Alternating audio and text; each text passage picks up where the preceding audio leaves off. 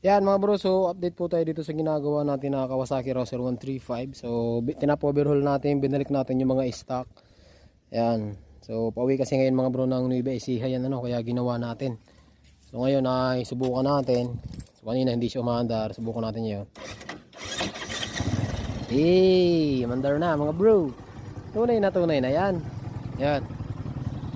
So imagine mga bro, galing ito sa pitong shop, no? Pitong shop ng pinanggalingan ito pero hindi naayos. Hindi naman sana nagmamagaling mga bro, pero yun ang sabi ng may-ari.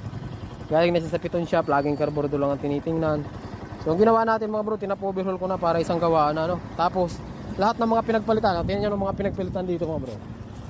Pakita ko sa inyo mga pinagpalitan dito. Kasi pala itong sira. CDI. Meron tayong ignition coil. Meron tayong ignition coil. Di ba? So, meron pa tayong ignition coil.